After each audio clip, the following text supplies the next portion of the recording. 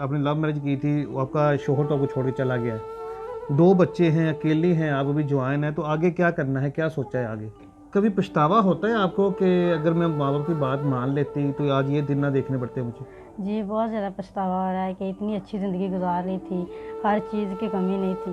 तो अब इधर आके तो एक टाइम की रोटी को भी तरसती हूँ कि शाम का खाना भी नहीं मुझे मिलता कि मैं खाना ही खा लूँ। कई वक़्त ऐसा था तो लाखों के बेड पे मैं सोती थी, तो अभी इस बेड पे सोती हूँ। तो मेरा हाल देखो।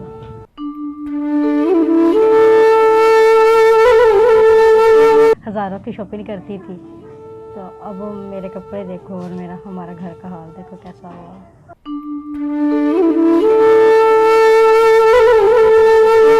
माँ बाप हर एक ख्वाहिश पूरी करते थे, तो अब एक वक्त खाने के लिए तरस रही हूँ।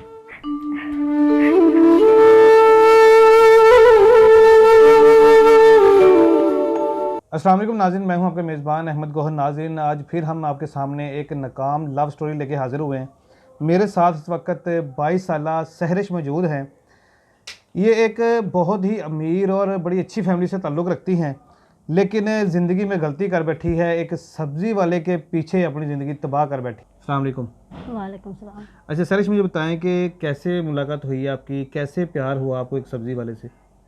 मैं कि अमीर ख़ानदान से ताल्लुक़ रखती हूँ, तो ये हमारे मोहल्ले में आते थे सब्ज़ी बेचने के लिए। ठीक है। तो इसने मुझे प्रपोज़ किया, तो मैंने इनकार कर दिया।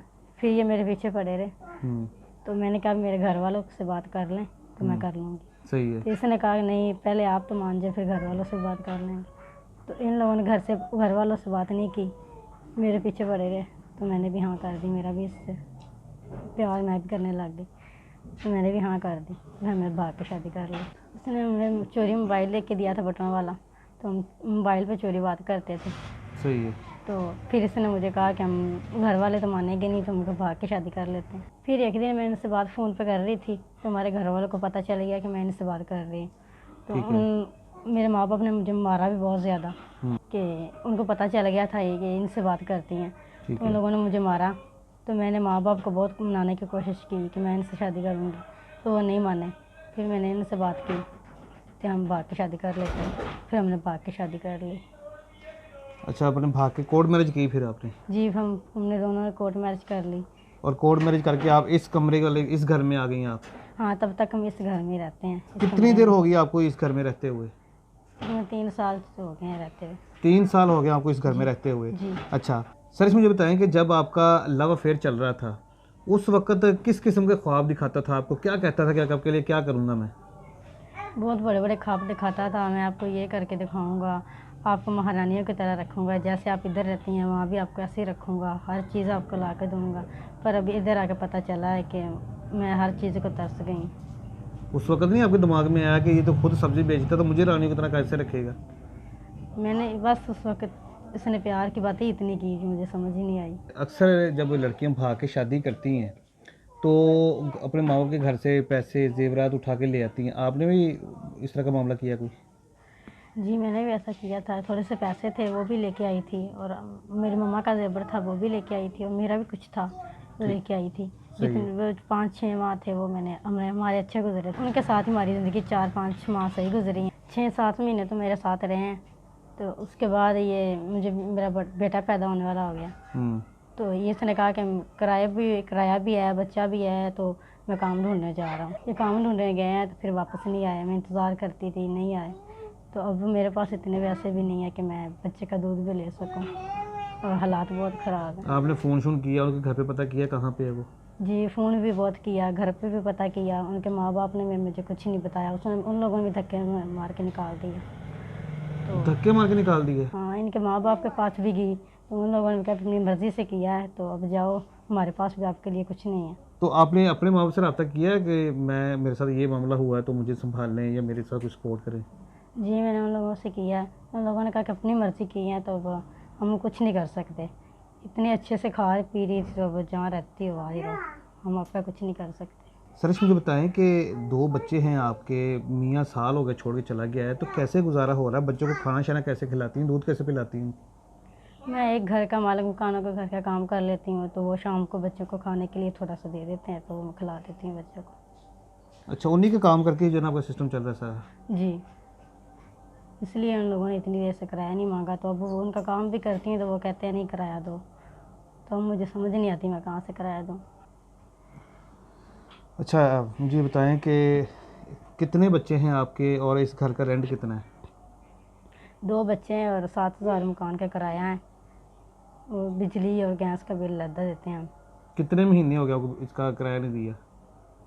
बल्कि साल ही हो जाए हो गया, हमने किराया नहीं अभी तक दिया, और मालिक मकान भी इतना तंग करते हैं किराया दो। तो मुझे 1 साल हो गया आपको किराया नहीं दिया आपने? जी 1 साल तो मालूम का रुकता ही नहीं है, कैसे रोका है आपने उसको?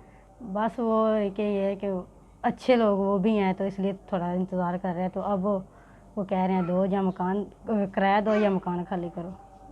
अच्छा, तो वो बहुत मजबूर तंग कर रहा है। जी, अब मजबूर कर रहा है, तो मेरे पास किराया के लिए भी पैसे नहीं। कभी पछतावा होता है आपको कि अगर मैं माँ बाप की बात मान लेती तो आज ये दिन ना देखने पड़ते मुझे? जी बहुत ज़्यादा पछतावा हो रहा है कि इतनी अच्छी ज़िंदगी गुजार रही थी, हर चीज़ की कमी नहीं थी। तो अब इधर आके तो एक टाइम की रोटी को भी तरसती हूँ कि शाम का खाना भी नहीं मुझे मिलता कि मैं खाना ही खा लूँ। उस वक्त तो को याद करके रोती हूँ, काश मैं अपने माँ बाप की बात मान लेती और ये मुझे हर दिन ना देखना पड़ता। और बहुत मजबूर हो इस वक्त। सच मुझे बताएं कि अब आप क्या चाहती हैं, किस तरह से आपकी हेल्प की जाए? मैं ये चाहती हूँ कि मैंने अभी 1 साल का किराया भी नहीं दिया, क्योंकि मेरी ऐसी हेल्प कर दे मेरा किराया भी 1 साल का निकल जाए और मेरे बच्चों का दूध भी पूरा हो जाए, मेरे घर का खर्चा भी पूरा हो जाए। बच्चों को छोड़ के अब जा नहीं सकती कि मैं कहीं काम भी नहीं कर सकती, छोटे छोटे बच्चे हैं। तो बस यही है कि मुझे मेरी हेल्प हो जाए, बच्चों का दूध वगैरह और किराए का हो जाए। सच मुझे बताएं कि कोई ऐसा काम है जो आप जानती हो जो आप घर पे बैठे कर सकती हैं जिससे आपका सरकट चल सके? जी मैं पार्लर के काम को जानती हूँ, वो मैं घर बैठ के कर सकती हूँ। अगर पार्लर आपको बना दी जाए तो आप अपनी इतना कमा लेंगे कि आप अपने लिए और अपने बच्चों के लिए रोज़ी कमा सकें? जी थोड़ा बहुत तो कर लेंगे इतना सा। ठीक हो गया। अच्छा सर, मुझे लास्ट में ये बताइएगा कि अभी आपने लव मैरिज की थी, वो आपका शोहर तो आपको छोड़ के चला गया है, 2 बच्चे हैं, अकेली हैं आप, अभी जवान हैं, तो आगे क्या करना है, क्या सोचा है आगे? आगे ये सोचा है कि जो कुछ भी है वो बच्चे ही हैं, बच्चों के साथ में ही ज़िंदगी गुजारूंगी और कुछ नहीं करूंगी। अभी तो किराया सर पे हैं, बच्चे भूखे हैं, तो अभी मैं इनके बारे में नहीं सोच सकती।